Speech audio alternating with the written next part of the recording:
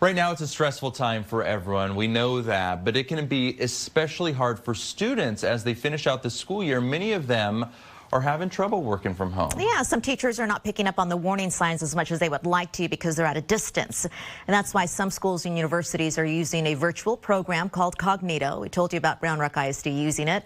The man who created it, simulations rather, is explaining to me how it's helping now during this pandemic. Even before this pandemic, students reported feeling signs of anxiety and depression, but the psychological impact may be greater out of the classroom. When you take students who are experiencing these disorders and put them into a home environment where they have a very little control of what's going on around them, and the stresses within the house magnify what they were already dealing with, so they begin to experience these disorders in a more debilitating fashion. Dr. Glenn Albright co-founded Kognito long before schools shut down because of COVID-19. It's to help teachers prepare for difficult conversations with students. It develops these role-play simulations that give teachers and students an opportunity to practice having these difficult conversations.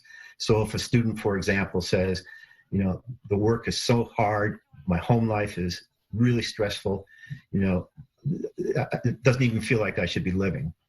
So now that's kind of an indication of suicide thinking. Well, when you get down to K-12, especially in elementary school, there should be emphasis on safety. By the way, in terms of just houses in general, and there's an increase in domestic violence that's occurring across the nation because of this.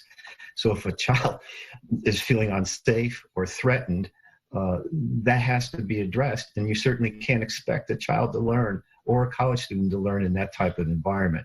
He says the virtual program helps teachers address those concerns, spot at-risk kids with empathy, builds trust and a connection, even from far away.